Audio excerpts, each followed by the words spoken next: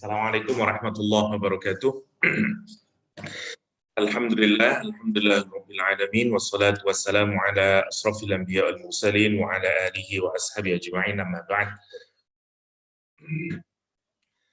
Kemarin kita mengkaji nama Allah Al-Qarib, tetapi belum selesai benar dan kita tidak runtut.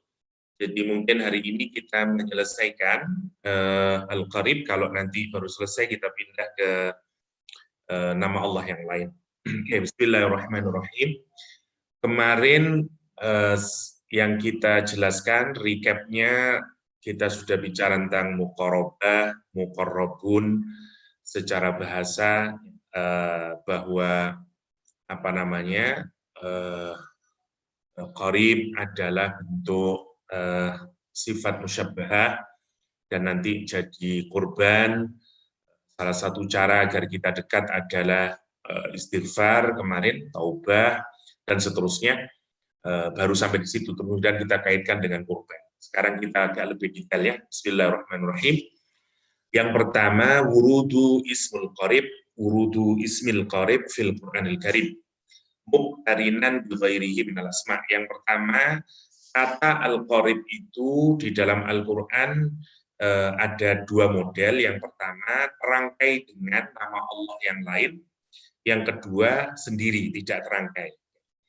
Nama Allah yang terkait dengan Al-Qarib, misalnya kita dapati di surah Hud, ya, di surah Hud, ketika Allah SWT menyatakan, wa ila samuda akhahum salihah, qala ya qaumi ibudullah ma lakum min ilahin ghairuh wa ansha'akum minal ardi wasta'marakum fiha fastaghfiruhu thumma tubu ilaihi inna rabbi qaribun mujib, yang kemarin kita sudah diskusikan. Jadi nama qarib dikaitkan dengan mujib, qarib dikaitkan dengan mujib. Kalau kita lihat keterkaitannya kemarin, tentu saja orang yang dekat dengan seseorang tentu akan mudah dipenuhi segala keinginannya karena kedekatannya itu. Jadi kita melihat kaitan qarib dengan mujib di sini sebagai dua karakter atau dua asma Allah SWT memang saling kait-mengkait. Kedekatan kita kepada Allah akan memudahkan diijabahnya seluruh keinginan kita. Samalah kalau kita dekat dengan seseorang, insya Allah semua permintaan kita akan mudah dikabulkan. Jadi ada keterkaitan antara kedekatan dengan keterkabulan semua keinginan dan harapan kita. Karena itu Allah mengaitkan dengan qarib dan mujib, dan bukan dibalik, bukan mujibun qarib, karena diijabahnya keinginan kita, termasuk nanti puncaknya adalah mendapatkan surga dan diridhoi oleh Allah SWT, justru karena dekatnya kita kepada Allah SWT. Itu mungkin sekedar tambahannya. Yang kedua, qarib itu di surat Saba dikaitkan dengan nama Allah Sami'. Misalnya, qul in dhalaltu fa innama adillu ala nafsi. Ya. Wa in ihtadaitu fa bima yuhi ilayya rabbi innahu sami'un qarib. Ya, kata sami' diikatkan dengan qarib. Kali ini qarib diletakkan di akhir, bukan di awal. Kita lihat juga sekuennya, sami' maha mendengar, qarib maha dekat. Tentu saja kalau kita kedekatan kita itu juga sekarang harus didahului dari apa? Dari mendengar. Ya, dalam kaitannya dengan Allah SWT, kalau kita ingin dekat kepada Allah SWT adalah yang pertama kita harus dengarkan perintah Allah SWT. Sami'na wa ata'na. Kalau kita sudah mendengar perintah Allah SWT dan menjalankannya, nanti buahnya adalah kedekatan pada Allah Subhanahu wa Ta'ala. Itu yang bisa kita ambil hikmahnya ya. Kemarin sudah kita diskusikan, karena itu hanya sekedar tambahan saja. Qarib yang pertama, jadi qaribun mujib yang pertama. Jadi sebenarnya urutannya adalah dari ikatan ini, Allah itu maha mendengar lagi maha dekat. Jadi implikasinya adalah kalau kita dengar, maka akan melahirkan kedekatan, melahirkan dekat. kedekatan. Kedekatan atau kurba, ya, kita sebut saja dengar dan kemudian melahirkan dekatnya kita kepada Allah Subhanahu wa taala. Jadi rumusnya untuk kita sekarang, misalnya, jadi kalau kita dengar seperti sami'na wa ata'na, ya, sami'na itu tentu saja melahirkan ketaatan, ya, ata'na, sami'na ata'na, maka kita akan mendapati Allah qarib. Ya. Jadi yang pertama harus kita lakukan adalah kita dengar dulu perintah Allah SWT, baru kita akan merasakan kedekatannya. Ya. Dan kita akan dekat dengan Allah Subhanahu wa taala. Ya. Dekat dengan Allah. Ya. Yang kedua, kalau kita sudah dekat dengan Allah, akhirnya apa yang mendapatkan nikmat, kita mendapatkan ijabah. Ya, sebagai ijabah atas semua keinginan kita. Jadi menarik ayat ini, ya. Jadi hikmah yang bisa kita ambil dari dua nama Allah SWT, Qaribun Mujib, Sami'un Qarib. Oke, itu yang pertama. Yang kedua sekarang, nama Allah Qarib yang muncul, yang diungkapkan secara sendiri, tidak dirangkai dengan nama Allah yang lain di dalam Al-Quran Karim, bentuknya mufrad. Ya. Misalnya di surah Al-Baqarah ayat 186. Wa idza sa'alaka 'ibadi fa inni qarib, misalnya. Jadi ini juga menarik, nama Allah di sini dikaitkan secara sendiri karena berkaitan juga dengan permintaan kita kepada Allah SWT. Seakan-akan Allah ingin menunjukkan kalau kita minta sama Allah, mintalah langsung sama Allah SWT. Ya. Karena tidak ada penghalang antara hamba dengan Allah SWT, antara diri kita dengan Allah SWT. Seakan-akan Allah menggambarkan keunikan hubungan antara kita dengan Allah Subhanahu wa taala yang tidak membutuhkan mediator sebagaimana di dalam agama-agama yang lain, misalnya. Nama Allah tidak dikaitkan dengan yang lain, ya. Dan yang menarik di sini bahwa Allah menjadi dekat dengan kita kalau kita berdoa. Kalau kita berdoa, ini nanti persis dengan kalimatnya Nabi di dalam hadis, ya, ketika Allah SWT memberikan jawaban kepada Nabi Musa, sesungguhnya aku dekat saat hamba itu berdoa kepada Allah SWT. Maka di dalam hadis Rasulullah SAW, aqrabu ma yakunul 'abdu min rabbih wa huwa sajid fa'aktsirud du'a. Maka kita akan melihat hubungannya. Jadi aqrabu ma yakunul 'abdu min rabbih. Seorang hamba itu yang paling dia bisa mendekat kepada Rabb-nya yaitu saat dia sujud. Ya, posisi di mana seorang hamba itu paling dekat dengan Allah SWT dalam keadaan sujud. Dan ngapain, kata Rasulullah SAW, fa'aktsirud du'a, maka perbanyaklah doa. Maka kalau secara posisi atau keadaan itu yang mendekatkan kita kepada Allah sujud, aktivitas yang dilakukan adalah doa. Maka doa mendekatkan kita kepada Allah SWT. Kalau dari ayat yang di atas kita dapati istighfar, ya, dan taubat, itu juga mendekatkan diri kita kepada Allah Subhanahu wa taala, ya. Jadi kalau mau kita simpulkan, istighfar kemarin yang sudah kita bahas, taubat dan doa itu yang akan membuat kita dekat kepada Allah Subhanahu wa taala, ya. Oke. Jadi kita tambahi saja sebagai pengingat saja, sampai di ayat yang bagian yang kedua ini ada 3 poin, istighfar plus taubah plus doa, ini yang akan membuat taqarrub kita kepada Allah. Taqarrub ilallah. Makin dekat kita kepada Allah Subhanahu wa taala jika kita melakukan 3 hal ini. Itu poinnya yang kemarin sudah kita diskusikan. Sekarang kita lanjutkan. Qurbullah qurbu ilmin wa qudrah. dekatnya Allah kepada kita itu sebenarnya dalam hal apa? Yang pertama, dekatnya Allah kepada kita itu, sekarang posisinya dulu, kita Allah sebagai qorib. Ya, kita nanti berusaha mendekati Allah. Ada dua perbedaan. Kalau kita yang dekat kepada Allah, misalnya tadi kita masih dapat 3 ya. Kalau kita ingin dekat kepada Allah, maka ada beberapa hal yang harus kita lakukan. Misalnya, istighfar akan membuat kita naik mendekat kita kepada Allah SWT. Taubat akan mendekatkan kita kepada Allah SWT. Doa akan mendekatkan kita kepada Allah SWT. Nah, kalau Allah dekatnya ke makhluk itu kayak apa? Gitu.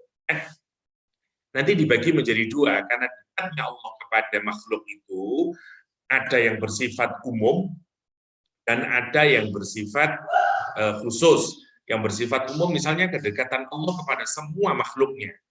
Yang kedua yang bersifat khusus, kedekatan Allah secara spesifik. Misalnya Allah dekat kepada hambanya yang taat, misalnya dia spesifik, tidak bersifat umum, Oke.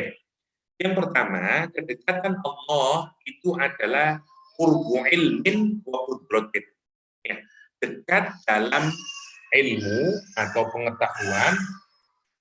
Yang pertama, yang kedua dekat dengan dekat kekuasaannya atau penentuannya kepada makhluk.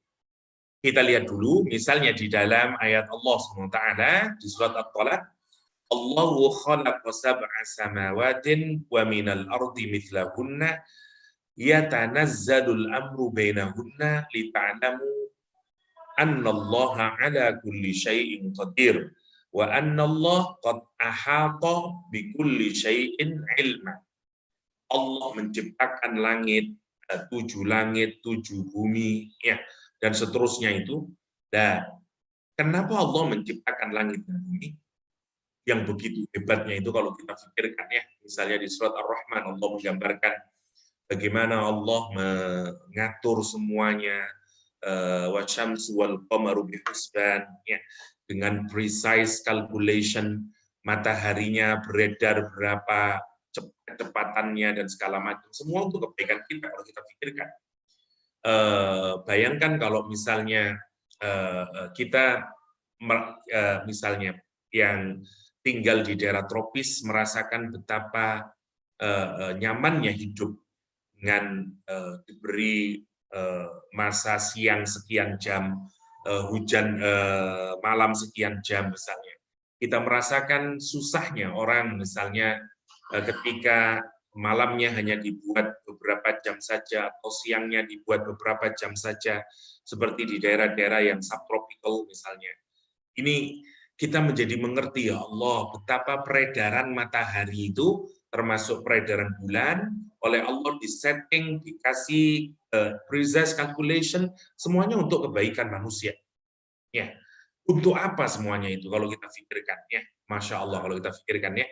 Bahkan kalau kita pikirkan misalnya, kalau ada orang yang masih terus saja tidak mau bertaubat kepada Allah SWT, Allah mulai menunjukkan kekuasaannya dalam Al-Quran. Misalnya yang contoh paling clear adalah di surat Ar-Rahman, lah, paling tidak.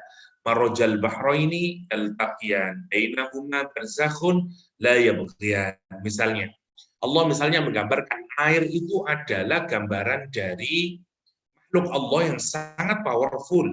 Misalnya ya, tidak ada bagian apapun di dunia ini yang tidak bisa dia masuki. Saking hebatnya dia. Ya, selama ada rongganya, maka pasti air bisa masuk. Dan hampir bisa dipastikan tidak ada di dunia ini yang benda yang tidak ada rongga. Karena itu, air itu bisa penetrate kepada anything, almost everything.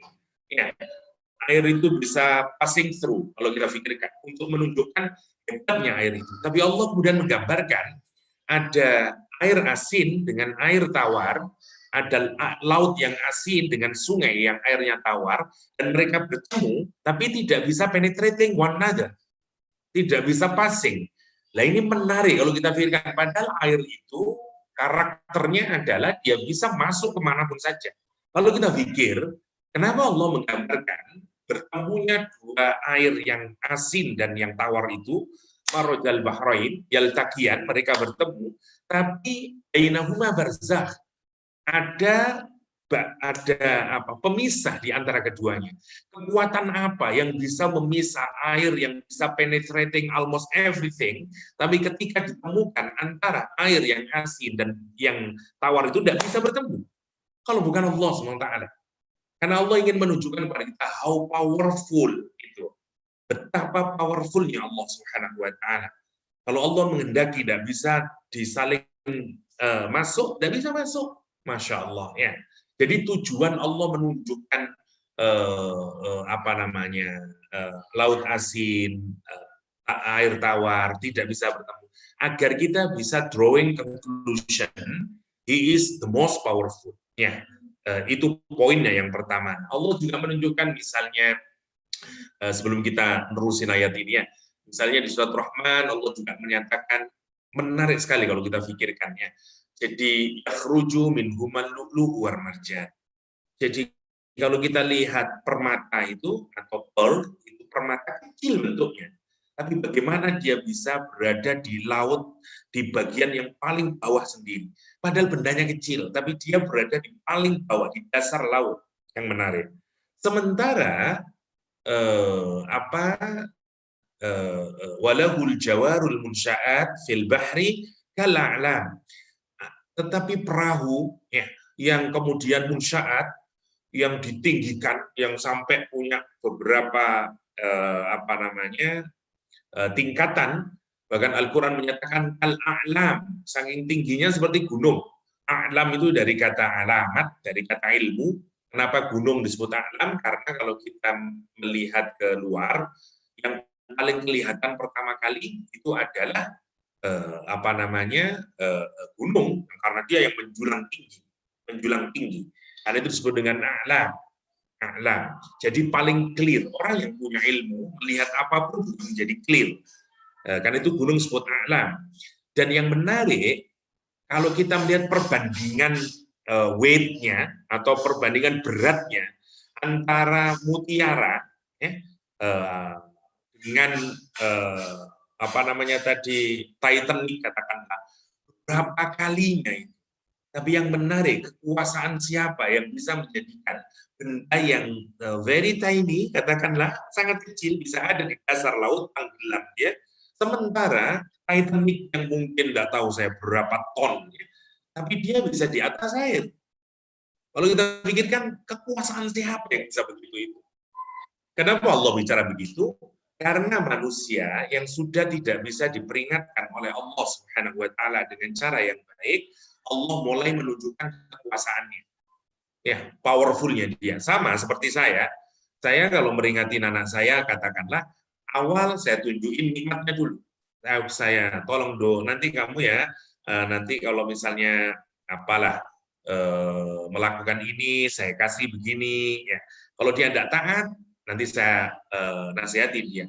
Kamu itu loh sudah dibeliin baju, sudah dikasih nasi lemak, sudah dibeliin ini dan segala macam. Masa gitu aja kok nggak mau? Nah, kita ingatin yang baik. Tapi kalau dia tidak taat, saya mulai tunjukin muscle saya. Ya. Suara saya menjadi misalnya. Karena itu menariknya. Dan Allah menyatakan demikian. Persis ayat ini sebenarnya mau menunjukkan itu. Kenapa sih Allah menciptakan 7 langit, 7 bumi, ya, dan pengaturan semuanya itu? Karena Allah lita'lamu, agar mereka semuanya tahu annallahu ala kulli syai'in qadir. Allah itu terhadap segala sesuatu qadir. Powerful, Allah yang menentukan semuanya. Dan untuk menunjukkan apa? Dekatnya Allah terhadap segala sesuatu. Ya, dalam kaitannya dengan qarib. Wa anallahu ahata bikulli syai'in ilma. Dan harap kalian tahu sesungguhnya Allah sungguh-sungguh meliputi segala sesuatu. Tahu in detail Allah, pengetahuan Allah itu. Misalnya rumput tahu karena di circling ibaratnya. Jadi dia tahu dari kanan, dari kiri, dari depan, dari belakang semuanya. Karena ahata. Ya. Mungkin Kak H hanya tahu dari depan diri saya, tapi tidak tahu belakang saya, tidak tahu dari left and right side saya misalnya. Kita ini punya meskipun kita ingin dapat full view, kita ini hanya partial view saja, melihat apapun saja. Tidak pernah kita punya holistic view. Ya, kenapa? Karena selalu ilmu kita adalah parsial. Karena itu ilmu manusia selalu relatif. Kenapa? Karena from the very beginning kita memang sudah tidak bisa melihat full picture of everything itu, karena keterbatasan alat, keterbatasan cara pandang kita dan seterusnya. Kan itu ilmu kita limited, ilmu kita relatif, tidak ilmunya Allah. Kenapa? Karena ahata bikulli syai'.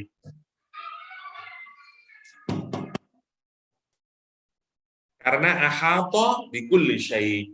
Karena Allah meliputi segala sesuatu. Jadi ilmunya Allah yang meliputi segala sesuatu itu menunjukkan apa? Dekatnya Allah kepada sesuatu itu. Dan karena Allah yang qadir menentukan kadarnya.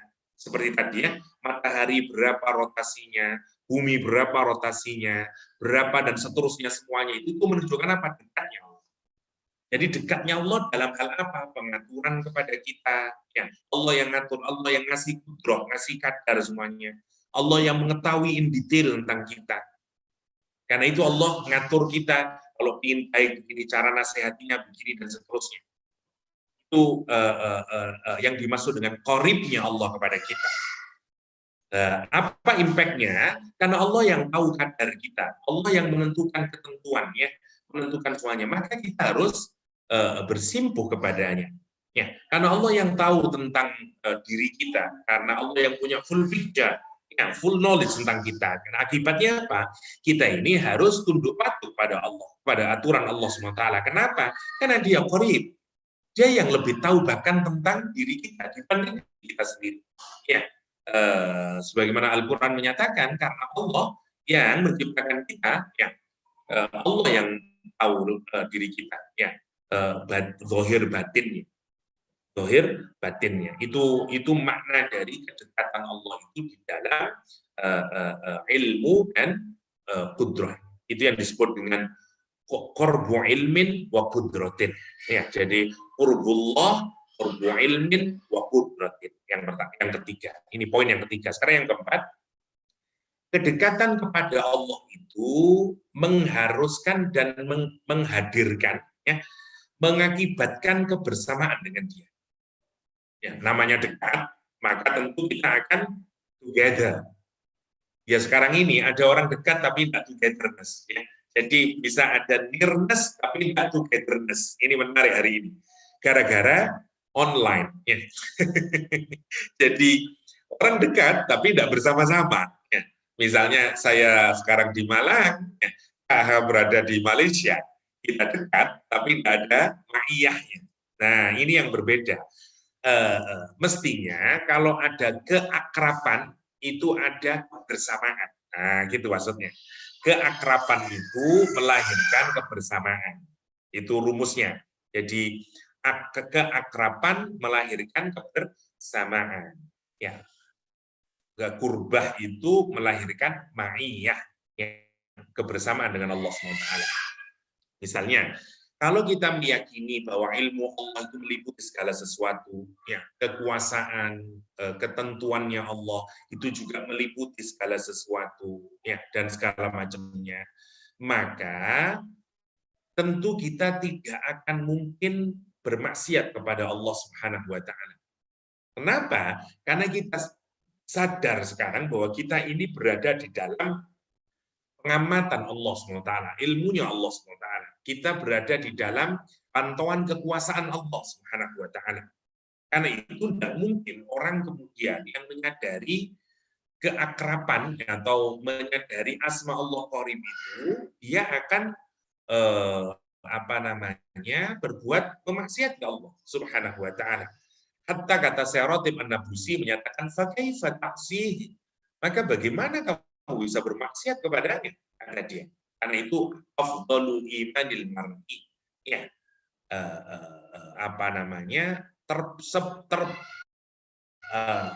iman seseorang yang paling utama adalah kesadarannya bahwa sesungguhnya Allah selalu bersama dia dimanapun saja. wa huwa ma'akum aina ma kuntum. Ya, wa huwa ma'al mu'minin. Allah itu bersama dengan orang-orang yang mukmin. Huwa ma'akum. Dia bersama kalian. Ainama kuntum, dimanapun Anda berada. Nah, Allah itu bersama orang mukmin dalam hal apa? Dalam 3 hal. Ya, atau dalam 4 hal. 1, bil hifdi, yang kedua, bil ta'yid, yang ketiga, bin nasri, yang keempat, bin taufik. Bin taufik. Jadi dekatnya Allah kepada kita itu, ya, tadi adalah dalam hal ilmu dan kekuasaan atau penentuan kadar. Ya. Sekarang kedekatan Allah kepada hambanya itu melahirkan ma'iyah. Dan ma'iyahnya Allah itu sekarang lebih detail lagi ya. Dalam hal apa? Penjagaan, al-hifz, ya, at-ta'yid, pemberian penguatan, pertolongan, taufik. Itu karena Allah dekat dengan kita. Jadi karena Allah itu mengetahui kita, karena Allah itu yang punya kekuasaan dan menentukan kita, dan Allah itu yang membersamai kita, kalau kita taat sama Allah, nanti kita akan mendapatkan ini. Jadi misalnya ya, penjagaan Allah, ya, peneguhan Allah, pertolongan Allah, taufiknya Allah, semuanya ini, itu muncul kenapa? Karena kita dekat dengan Allah SWT. Bil hifdi, wad ta'yidi, wad nasri, wad taufiqi. Jadi nanti ditolong oleh Allah, nanti akan diberikan taufik oleh Allah, nanti akan dikasih penjagaan oleh Allah, ya, dimampukan oleh Allah, ditakyid, ya, dibantu oleh Allah SWT, dikokohkan.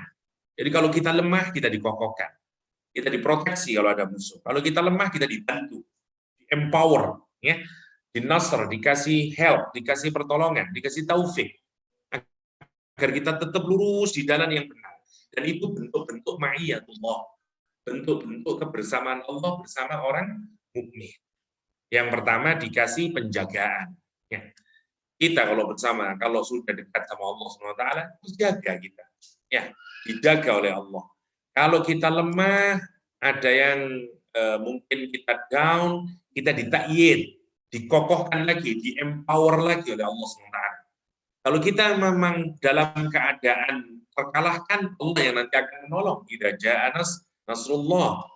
Dan kalau kita sudah berada di jalan yang benar, ya, maka Allah akan mengokohkan sehingga kita terus selalu di jalan yang benar. Namanya taufik. Akan dikasih kecocokan kita ini. Ya, pikiran kita, perilaku kita akan muwafaqah dengan jalan yang benar, siratal mustaqim. Namanya taufik. Tidak hanya dapat hidayah, tapi Allah memampukan kita untuk menjalankan hidayah itu yang disebut dengan taufik. Dengan taufik. Okay? Karena itu, lihat, orang yang dekat dengan Allah, maka pasti dia akan merasakan apa yang nanti yang disebut oleh Islam sebagai ihsan. Definisinya yang disebutkan oleh Nabi, ini adalah gambaran ma'iyah.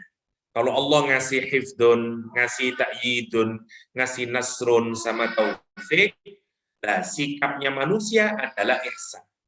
Kalau dia merasa dekat dengan Allah, maka dia pasti akan melakukan ihsan. Ya, anta'budallah ka'annaka tarah fa illam takun tarah fa innahu yarah. Engkau akan menghamba, ya, kepada Allah SWT ka'annaka tarah, seakan sungguh-sungguh engkau melihat Allah SWT. Kapan kita merasa melihat Allah? Kalau kita merasa dekat dengan Allah SWT. Fa illam takun tarah, maka jika kamu tidak dapat melihatnya, fa innahu yarah, maka sungguh dia Allah SWT melihat. Jadi kalau mau kita simpelkan di sini, sampai di sini dulu, misalnya, oke, kalau dimudahkan dulu sebentar. Jadi kebersamaan, ya, antara Allah dan makhluk kalau sudah dekat,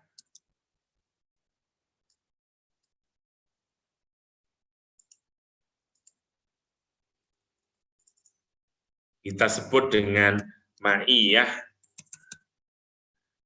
ma'iyatullah, ya, kita kebersamaan kita dengan Allah SWT. Allahnya kepada kita ngasih tadi, ngasih 3 ya, ngasih al-hifdzu, ya, ngasih at-ta'yid, at-ta'yidu, at-ta'yidu, ngasih an-nasru, dan terakhir ngasih at-taufiq, at-taufiqu, oke. Ngasih taufik, ngasih penjagaan, ngasih penguatan, ngasih pertolongan, dan ngasih taufik. Oke. Lah, makhluk kita, mukmin, mestinya ngasih apa kalau kita benar-benar merasakan kebersamaan dengan Allah SWT, kita ngasih namanya ihsan. Ya. Maka amal kita akan excellent, nanti kita diskusikan ya. Ihsan itu kesadaran nanti didefinisikan seperti kita melihat Allah. Ya. Melihat atau dilihat ya oleh Allah Subhanahu wa taala. Itu kesadarannya. Melihat atau dilihat oleh Allah Subhanahu wa taala. Oke. Karena kalau kita merasa dilihat atau melihat itu tandanya sudah dekat. Dan kalau kita merasa sudah dekat, nanti seluruhnya akan menjadi excellent. Maka kita akan berbuat yang paling terbaik. Ya, ini yang the best, yang excellent, namanya ihsan. Yaitu rumusnya. Mari kita lihat, karena itu tidak mungkin maksiat nanti. Fa in asauka faqul inni bari'um mimma ta'malun wa tawakkal 'alal 'azizur rahim alladzi yaraka hina taqum wa taqallubaka fis sajidin innahu huwas samiul 'alim. Misalnya ya. Jadi kalau kita pikirkan orang yang sudah merasa punya kedekatan dengan Allah SWT karena menyadari mulai misalnya tadabbur dia dari nama Allah Al-Qarib, terus sadar bahwa pengetahuan Allah, kekuasaan Allah itu begitu amat sangat dekatnya meliputi seluruh makhluk. Karenanya kemudian dia merasa berarti saya terus berada dalam pengawasannya, kekuasaannya, ketentuannya, ilmu pengetahuannya. Karena itu tidak mungkin dia bermaksiat. Tidak mungkin dia bermaksiat. Ya. Kenapa?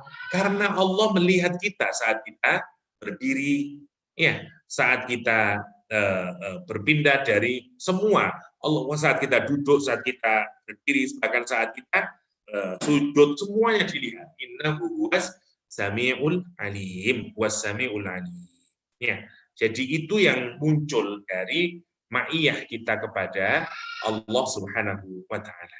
Ya, jadi kesadaran akan apa namanya, Allah itu maha dekat, itu akan melahirkan perbuatan ihsan, perbuatan ihsan. Nanti ada banyak bagian sendiri tentang ihsan, kita lanjutkan dulu. Sekarang yang poin nomor 5. Kedekatan kita kepada Allah itu adalah jaminan terbesar kita untuk bisa istiqomah. Ya. Misalnya, derajat paling tertinggi dari iman itu adalah kita merasa Allah bersama kita. Jadi ini paling penting kita masukkan di dalam hati kita. Kalau kita merasa in anallaha ma'ak, itu tanda kita punya iman yang sangat kokoh. Ya. Dan kalau kita sudah bergantung kepada Allah SWT, ya, ada jaminan dari Allah SWT, itu yang membuat kita bisa istiqomah. Itu yang akan membuat kita bisa istiqomah. Ya. Dan seterusnya. Ya. Oke, kita lihat sekarang contohnya. Qala ashabu Musa inna lamudrakun. Qala kalla inna ma'i rabbi sayahdi. Ini ketika Nabi Musa dan bala tentaranya, Nabi Musa dan Bani Israel dikejar oleh Firaun, dan di depan lautan, di belakang Firaun dan pasukannya. Maka umatnya Nabi Musa alaihissalam merasa bahwa dia sudah pada kondisi yang tidak mungkin bisa selamat. Kenapa? Karena memang ke depan akan tenggelam di lautan, ke belakang dikejar oleh Firaun dan mighty Firaun dan tentaranya. Maka sahabat-sahabat Musa atau umatnya Nabi Musa berkata, inna lamudrakun. Kita pasti ketangkap sudah, kita pasti habis. Ya, kita pasti akan bisa diraih, bisa di-grabs, bisa di melamudrakun. Ya, kita kena sudah, kira-kira begitu. Qala kalla, dia jawaban Nabi Musa, qala kalla, sama sekali tidak. Inna ma'iya, kalimat yang dipakai, sesungguhnya ma'iya Rabbi, Robku itu bersamaku. Sayahdin, dan dia yang akan memberikan petunjuk. Ya, di tengah kegelapan ini, ya kalimat yang dipakai menarik, karena menggunakan kalimat hidayah. Posisinya itu seperti posisi dalam kegelapan. Karena nggak tahu harus kemana, depan, lautan, belakang, Fir'aun dan tentaranya. Jadi dia nggak tahu harus kemana ini, susah sekali. Nah, ketika orang berada dalam situasi yang gelap, nggak tahu harus kemana, satu-satunya yang bisa memberikan jalan di tengah kegelapan itu adalah the light of Allah SWT, yang namanya hidayah. Dan lihat firmnya Nabi Musa alaihissalam, ya, keteguhannya Nabi Musa alaihissalam. Kenapa? Karena kedekatan kita kepada Allah memberikan jaminan kepada diri kita. Itu yang menarik ya. Kita mungkin kalau kita hanya masih bisa membayangkan. Kenapa? Karena kita tidak dekat sama Allah SWT. Karena itu kita masih was-was. Kalau ngeluarin sodako aja masih was-was, benar enggak ya nanti dibalas oleh Allah SWT misalnya. Ya. Kenapa? Karena ada keterkaitan antara perasaan dijamin oleh Allah SWT, ditanggung oleh Allah SWT dengan kedekatan kita dengan Allah SWT. Ya, sama lah kalau kita beginilah. Kalau saya dekat dengan seseorang dan seseorang itu berhutang kepada saya, ya, atau saya berhutang kepada dia, atau dia berhutang kepada saya merasa safe. Enggak, uang saya tidak akan hilang, uang saya dekat sama dia. Saya tahulah dia akan membalasnya, misalnya, dan dia akan membayar, dan seterusnya. Ya, jadi itu yang akan membuat kita merasa nyaman, dan itu akan membuat istiqomah kemudian. Kita akan terus berada di jalan yang benar, tidak berubah, tidak goyah. Kenapa? Karena kita yakin dijamin, kita yakin berada dalam tanggungan Allah. Kenapa? Diawali dari ma'iyah. Maksudnya begini, nanti tadabbur kita dan implementasi dari kesadaran kita akan asma Allah, Ismullah Al-Qarib itu, selain melahirkan kebersamaan tadi, yang kedua adalah hati kita itu merasa dijamin oleh Allah. Kita itu merasa berada dalam perlindungan, dalam jaminan Allah SWT. Sehingga kita tidak takut orangnya. Kita tidak kemudian menjadi bingung kalau dalam situasi, karena kita merasa punya Allah. Ya, kita tidak akan berubah, kita istiqomah terus, hatta di titik yang kita mungkin sudah tidak bisa berpikir dengan logis. Itu impact dari kesadaran akan nama Allah Al-Qarib, ya, atau kesadaran akan ma'iyatullah, seperti Nabi Musa alaihissalam. Kita mungkin tidak akan bisa merasakan kepada seperti Nabi Musa, ya, hatta sekualitas Abu Bakar As-Siddiq ketika berada di dalam gua, ya, tidak bisa lari kemana-mana, nengok dia ke atas, kaki-kakinya orang-orang Quraisy, ya, yang mencari Nabi Muhammad itu dilihat oleh Abu Bakar As-Siddiq. Kata Abu Bakar, kalaulah orang-orang Quraisy itu menengok ke bawah, dia pasti mendapati kami. Lihat, karena itu tentu takut, dan itu wajar manusia. Abu Bakar As-Siddiq takut. Apa yang dikatakan oleh Nabi Muhammad SAW? Tidak takut. Kenapa? Jangan kamu sangka kita berdua. Ya, tapi kita ini ada Allah SWT. Ya, kenapa? Karena keyakinan ma'iyatullah. Innallaha thalithuhuma. Allah yang ketiga. Itu menunjukkan apa? Menunjukkan qorib tadi, menunjukkan ma'iyatullah. Jadi orang yang merasa dia memiliki ma'iyatullah bersama dengan Allah SWT dalam pengertian dekat dia perasaannya dengan Allah, maka dia akan tetap istiqomah. Kenapa? Karena dia yakin ada jaminan dari Allah. Clear di surat Asy-Syu'ara. Ya, depan lautan, belakang Fir'aun. Dan lihat, hopeless-nya, katakanlah, ya, umatnya Nabi Musa menyatakan, inna, lihat, masih dikasih penekanan, lihat kalimatnya itu, inna, sungguh-sungguh. Lamnya lam taukid lagi, sungguh-sungguh. Karena kata dia, ya sudah bisa lah, hancur kita. They will crush us. Ya.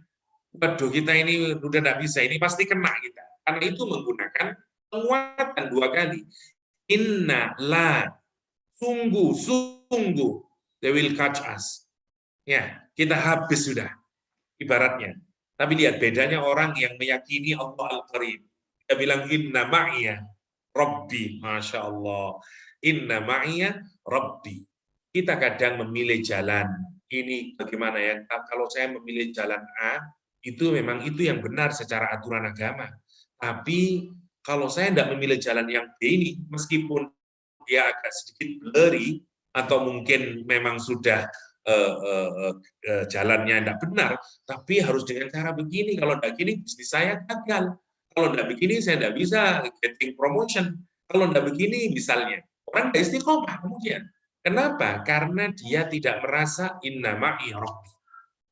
Yang kemudian saya di. Itu poinnya. Jadi nanti kalau hidup nama Allah Al-Qarib itu di dalam diri kita, itu akan ada kesadaran seperti Nabi Musa alaihissalam. Inna ma'iya rabbi sayahdin. Inna ma'iya rabbi sayahdin. Itu ya. Karena itu lihat, agak sedikit ngantuk ya, dari jam 2 malam soalnya. Ini nanti mungkin saya kepingin diskusi lagi dengan Kak H. Kalau misalnya hari Ahadnya diganti hari yang lain, itu akan jauh lebih baik. Ya, nantilah tapi. Oke, sekali lagi ya, jadi ma'iyatullah lil mu'minin, kebersamaan Allah dengan orang-orang mukmin. Jadi kalau ini impact ya, seperti orang yang falling in love each other. Jadi kalau kita dekat sama Allah, Allah juga akan menunjukkan kedekatannya. Ya, dengan cara apa?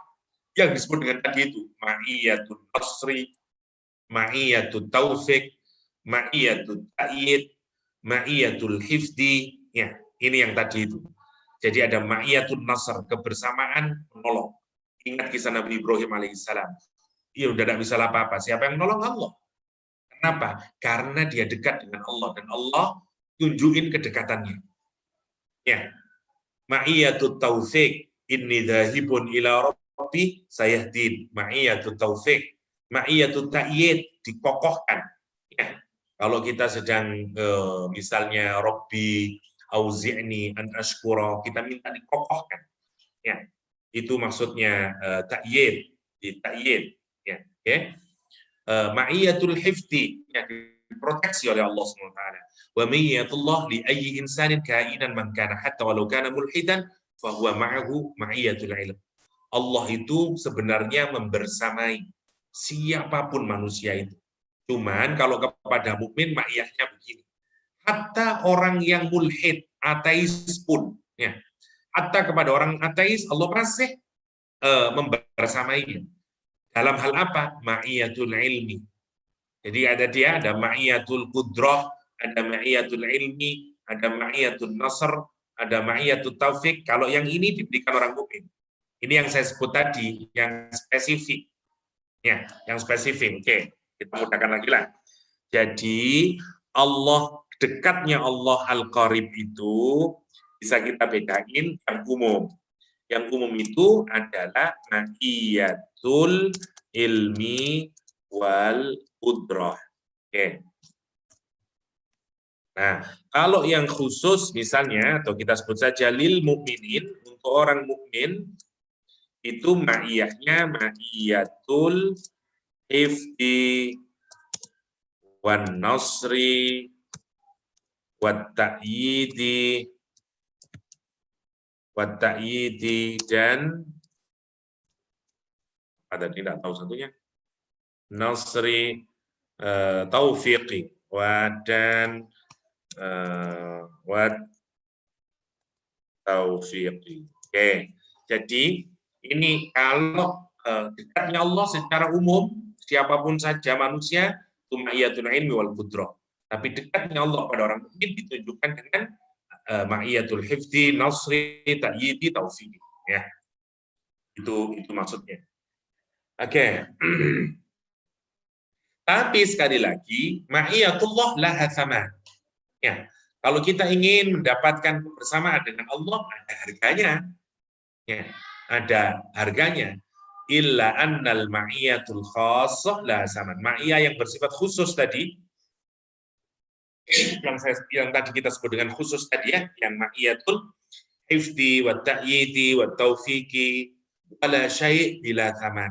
Ya, tidak ada segala sesuatu itu kecuali ada harganya. No pain, no gain.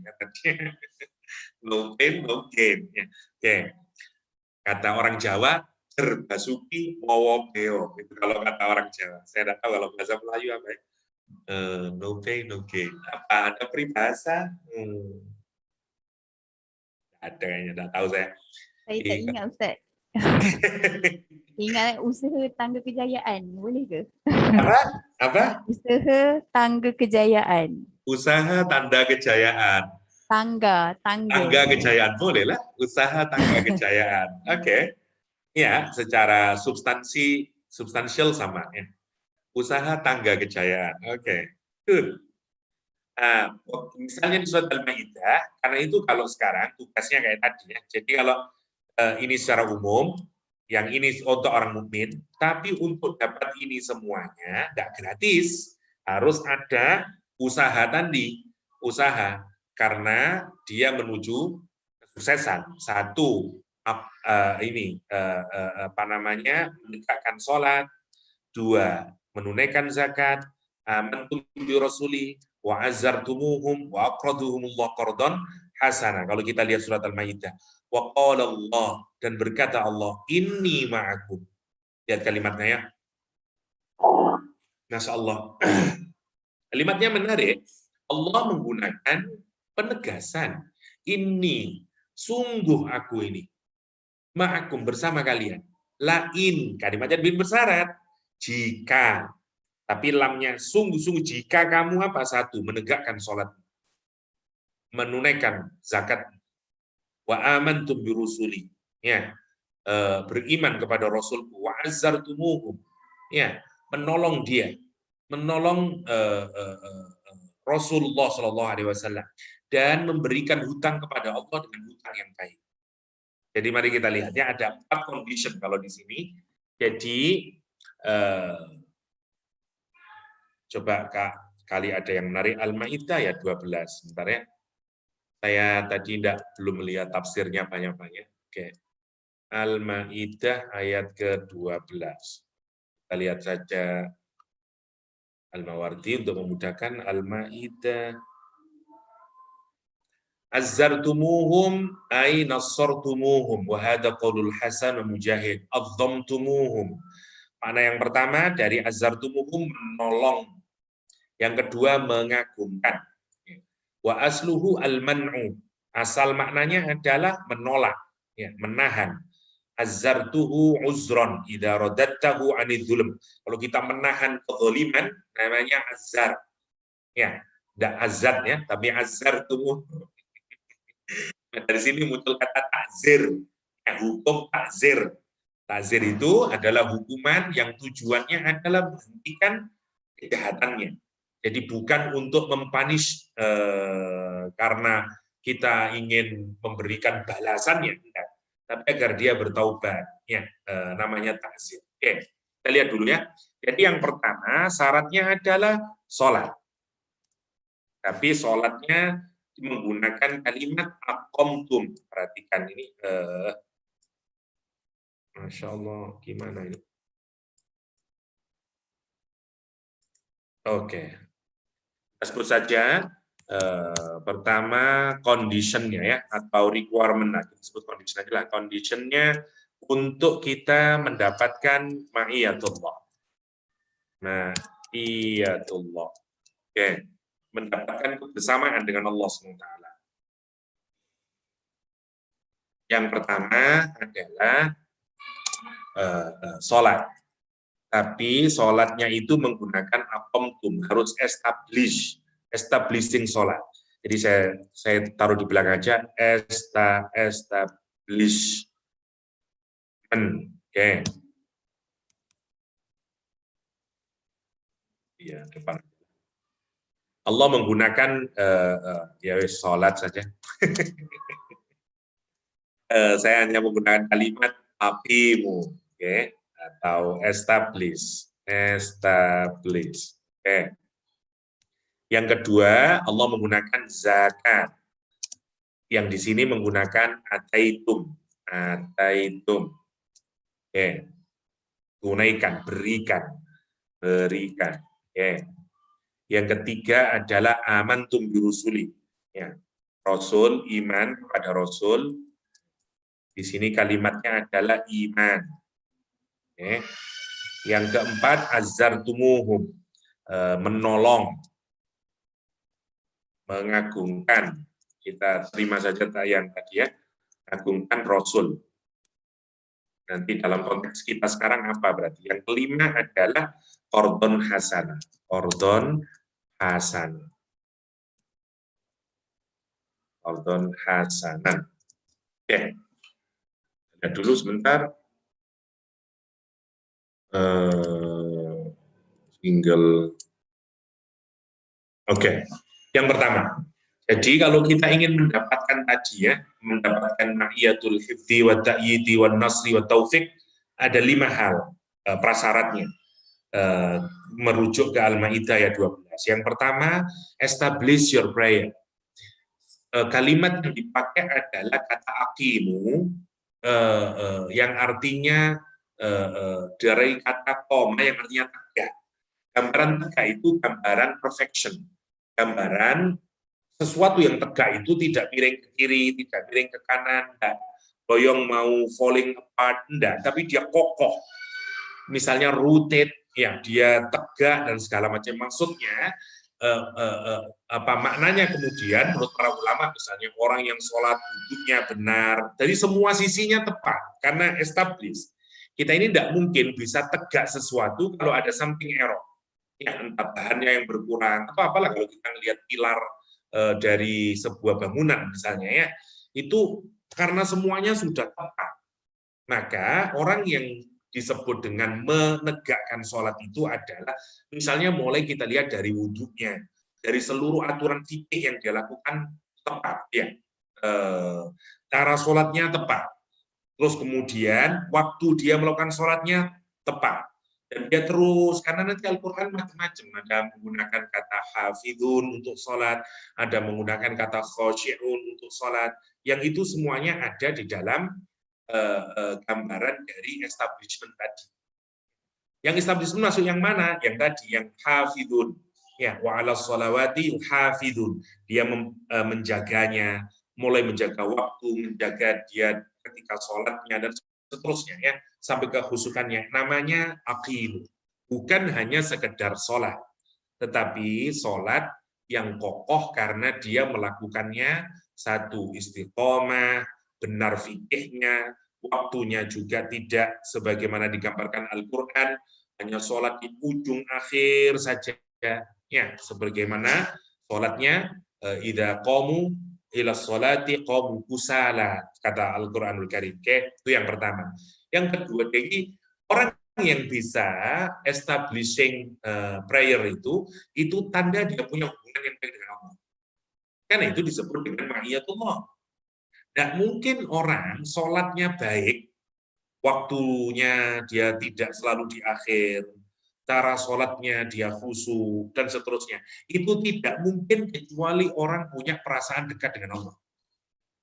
Kalau kita tidak punya perasaan dekat, tidak mungkin. Yang penting kan sholat. Nah, yang penting ada tadabbur dalam bacaan, it's not big deal, as long as you pray. Itu aja poinnya. Kenapa? Karena kita tidak punya sense of nearness tadi dengan Allah SWT. Itu sudah pasti. Kita ini kalau punya perasaan dekat, tidak mungkin melakukan sholat itu. Karena itu ukurannya, Masya Allah ya. Ukuran pertama adalah sholat. Yang kedua, ukurannya adalah zakat. Kalau kita memberikan zakat. Ya, kenapa? Lagi-lagi, orang itu mengeluarkan zakat. Yang dilawan sesungguhnya adalah dirinya sendiri, yang pertama. Yang kedua adalah kesadaran dia bahwa Allah akan satu, menumbuhkan dia. Benar ya, jadi begini. Orang itu kan kenapa sih malas mengeluarkan zakat? Karena ada sesuatu yang hilang dari propertinya, dari ownership-nya. Karena seakan-akan kalau ada yang hilang maka berkurang. Karena itu Allah menamai zakat agar hadir di kepala kita. Kalau kita spending for zakat, itu harta kita tidak decreasing tapi increasing, karena zakat berasal dari kata zakka, selain maknanya purify, yang kedua maknanya to grow, growing, karena zakat itu growing artinya. Kenapa dinamakan zakat? Agar hadir di otak kita, saya spending ini for my purification. Yang kedua adalah in order agar harta saya itu menjadi growing. Itu bayangin, secara istilah saja sebenarnya kita sudah ditanam itu di dalam hati kita, bahwa you butuh purification. Yang kedua, kalau kamu ingin hartamu itu growing, ada growth di dalam your finance, caranya adalah zakat. Tapi saya tanya, berapa banyak orang yang kalau zakat itu tumbuh kesadaran dua itu? Nah, banyak. Orang malah, aduh, sayangnya. Padahal kalau kita pikir 2.5% itu small amount sebenarnya dibanding kalau kita mikir yang dikeluarkan 2,5%. Yang ada di kita sebenarnya masih banyak. Ya, masih banyak. Masih 7.5. Ya. Jadi 7,5 yang ada di tangan kita, yang diberikan orang 2,5. Cuman dasar harta yang kita lihat itu yang 2,5, bukan yang 7,5. Apalagi kalau orang yang zakatnya yearly, ya tahunan, beda kalau kita ini misalnya pegawai kerajaan, itu gaji bulanan sudah dipotong zakat misalnya, nah, itu tidak terasa berat. Tapi kalau sudah tahunan, itu agak besar juga, kemudian mikirnya, lumayan ini. Masya Allah ya. Karena itu lihat, orang yang mengeluarkan zakat, itu tanda dia punya kesadaran ma'iyatullah. Karena dia sadar yang akan menggrowing harta saya Allah, yang akan membalas spending saya ini adalah Allah SWT. Itu yang kedua. Yang ketiga, iman pada Rasul. Ya, karena tadi itu tanda dari kesadaran dia bahwa Allah Qarib adalah Allah mengutus Rasulnya dan dia beriman. Itu tanda ma'iyah. Yang ketiga, menolong Rasul, mengagungkan Rasul. Tidak cukup beriman untuk Nabi itu, kita melaksanakan sunnahnya untuk konteks kita hari ini. Ya, kita mengagungkan tradisinya, ya, sunnah-sunnahnya. Itu tanda ma'iyatullah. Ma'iyatullah. Ya, hari ini misalnya, kalau dulu kita diminta menolong Rasul untuk apa? Mengajarkan agama ini. Maka untuk konteks hari ini adalah tolong dakwah Rasul ini. Dan apalagi sunnah Rasulullah Shallallahu Alaihi Wasallam, hidupkan sunnah Rasulullah Shallallahu Alaihi Wasallam, lakukan sunnah Rasulullah, agungkan sunnah Rasulullah Shallallahu Alaihi Wasallam, ya, dan seterusnya. Bantu untuk penyebaran sunnah dan hadis Rasulullah SAW. Saya sedang order satu kitab sangat bagus ya, ensiklopedia akhlaknya Rasulullah Shallallahu Alaihi Wasallam, berjilid-jilid, mausu'ah Nadratun Naim. Ya. Alhamdulillah masih belum datang, tapi insya Allah nanti kalau sudah datang dan isinya menarik, insya Allah nanti kita sharing ya. Mausu'ah Nadratun Naim. Ya. Masya Allah menarik. Jadi semua akhlak atau karakter Nabi itu dijadikan satu ensiklopedia. Sangat menarik, Mausu'ah Nadratun Naim. Kalau di sini di Indonesia yang edisi Lux-nya karena kertasnya baik, tapi sayang masih dalam bahasa Arab memang, itu harganya sekitar 2 jutaan ya. Tidak tahu berapa, berarti sekitar 600 ringgit lah, tapi bagus banget. Saya ada teman yang punya bisnis buku-buku dari Timur Tengah, ya. Dan menurut saya harganya affordable dan reasonable, ya. Masih murah, insya Allah. Oke, itu salah satu bagian dari usaha kita untuk spreading the message of Rasulullah SAW. Yang terakhir adalah qardun hasanah. Ini menarik tentang qardun hasanah. Nanti kita masih belum sampai di surah Ali Imran ayat 180 atau 181. Ya, kita masih di ayat yang keberapa ini. Ini menarik. Dulu ada kisah Misalnya saya dapati di riwayat dari Ibnu Abbas, bagaimana ditulis oleh mufassir yang baru saja meninggal ya, siapa namanya, kok lupa, yang punya kitab tafsir Sofwatul Tafsir, As-Sabuni. Ali As-Sabuni dalam tafsirnya menyatakan, mengutip riwayat dari Ibnu Abbas, Abu Bakar suatu saat pergi ke midrasnya Yahudi, tempat sekolahnya atau Jewish seminarinya. Masuk di sana, ada salah satu ulamanya Yahudi yang sangat alim dan terkenal, namanya Finhas bin Azura. Finhas bin Azura ini mengajarkan di saat itu, ya, Finhas bin Azura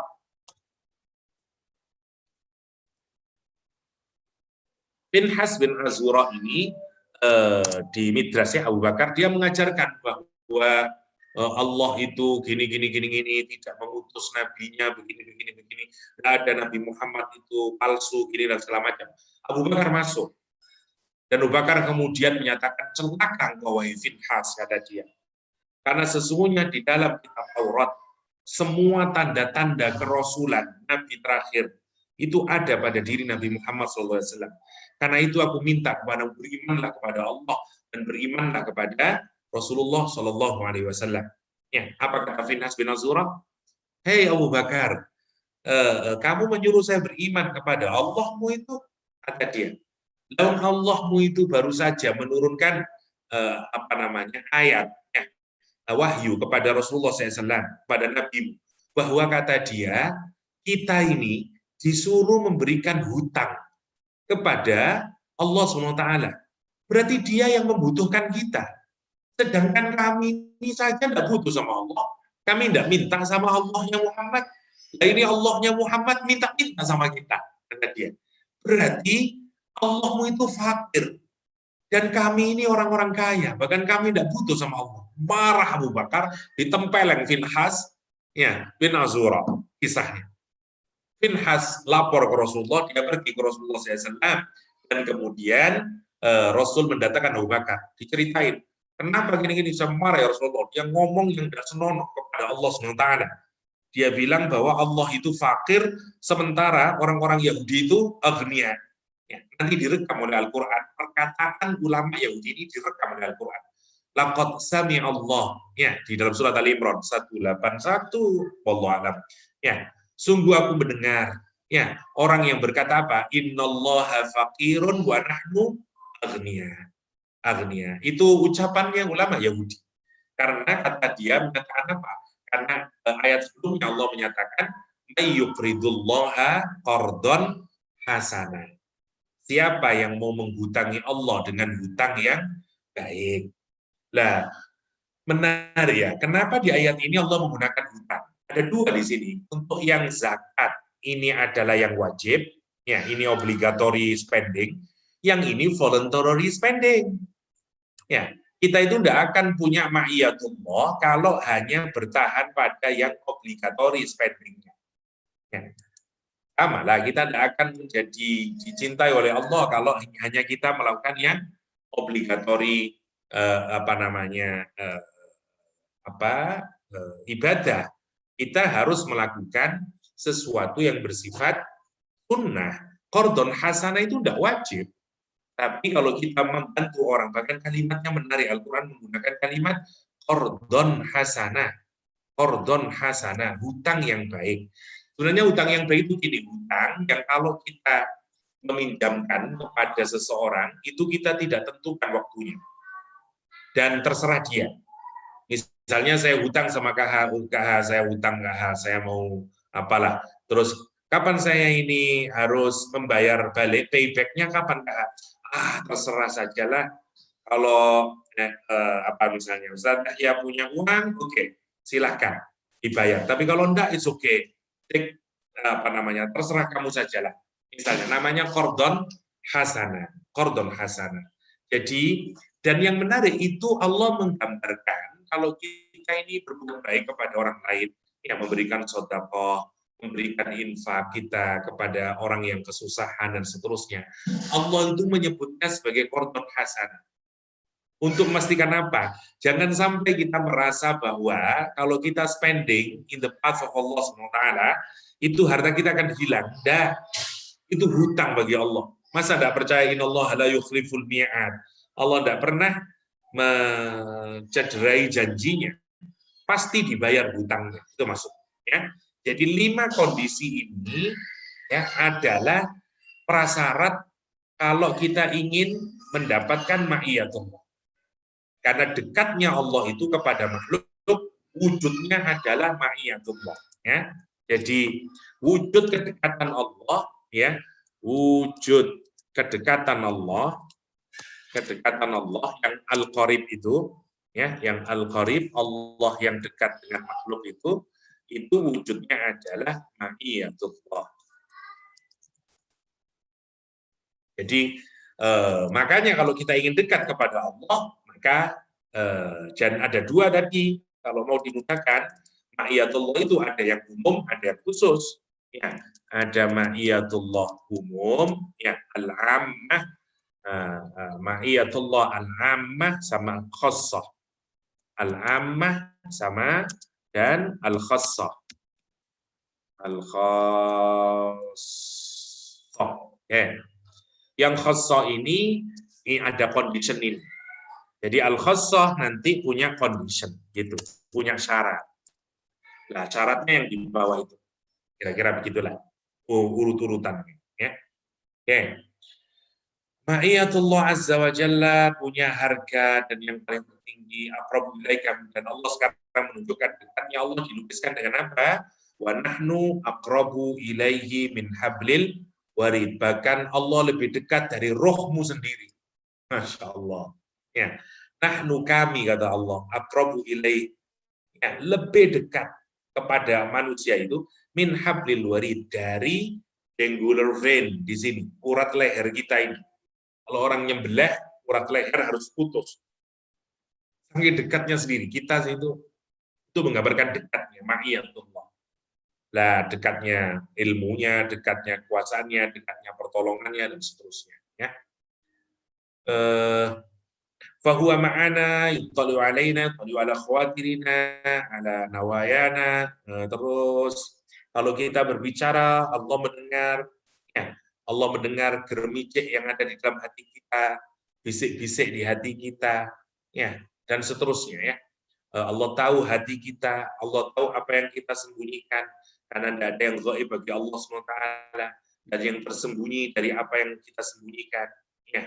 Tidak mungkin, karena semuanya ada dalam ma'iyatul ilminya Allah SWT. Fala tad'u ma'allah ilahan akhar fatakunu minal mu'adzabin wa anzir ashiratakal aqrabin wahfid janahaka liman ittaba'aka minal mu'minin wa inasauka ila akhirih tadi.